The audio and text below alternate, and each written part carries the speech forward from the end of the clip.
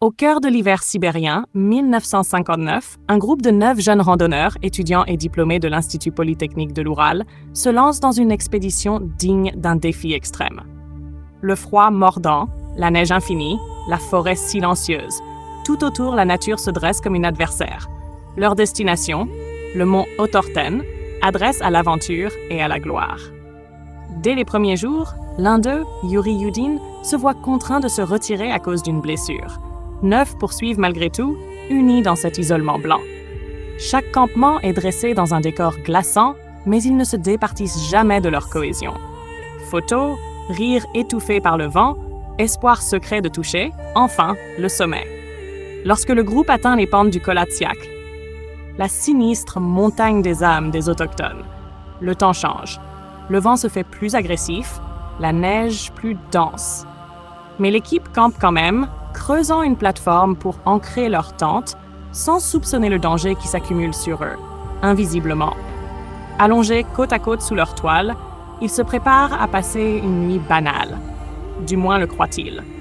La lune révèle la silhouette des sapins quand le silence se brise par un grondement souterrain, un murmure qui fait vibrer la toile. Peut-être un coup de vent, un animal? Rien ne les prépare à ce qui va suivre. Soudain, la tente est tranchée de l'intérieur. En quelques instants, ils décident de fuir. Plusieurs portent seulement des chaussettes. D'autres sont pieds nus. La panique a renié la raison.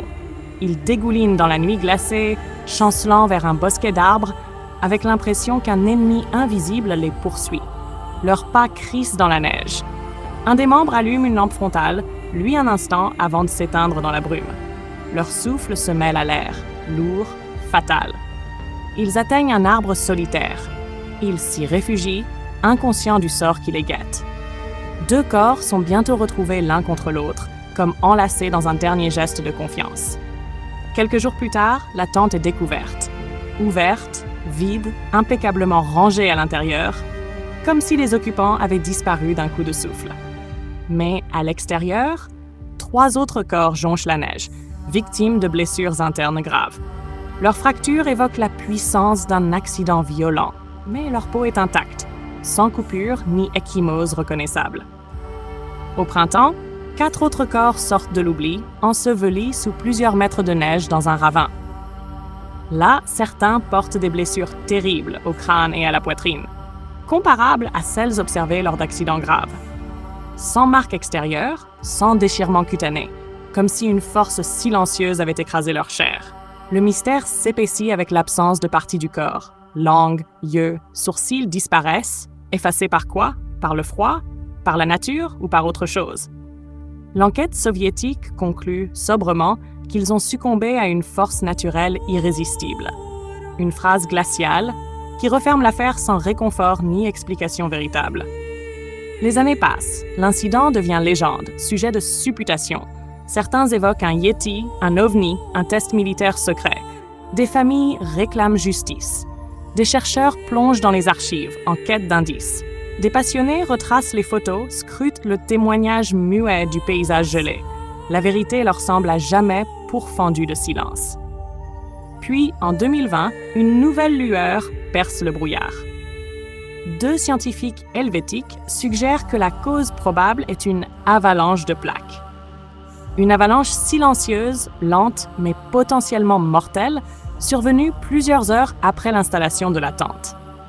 Entassée par des vents catabatiques, la neige aurait formé une masse compacte qui, un jour, cède soudainement, écrasant la tente et provoquant la fuite paniquée. Cite, leur modèle informatique, appuyé par des simulations reprises dans le film Frozen, reproduit les fractures internes observées sur certains cadavres. Il montre que le dénivelé, entre 23 et 26 degrés, et la fragilité de la zone excavée suffisent à nourrir une avalanche de plaques. Elle n'a pas laissé de traces spectaculaires, car elle était modeste, silencieuse, un piège discret de la montagne si Turn Search 3, Turn Search, Turn News 24, Turn 0 News 25. Peu après, des expéditions sur site capturent de tels phénomènes, confirmant la présence de ces plaques meurtrières sur la pente en question. Une vérité à la fois terrifiante et scientifique, révélée après 60 ans de conjectures. Fin juillet 2020, le parquet russe officialise. C'est bien cette avalanche de neige compacte qui a emporté les randonneurs. Une communication tardive, attendue, mais qui n'éteint pas toutes les rumeurs. Cependant, le mystère demeure ténu. Pourquoi ont-ils tranché l'attente? Pourquoi fuir pieds nus loin de la source, alors que le danger semblait s'y trouver?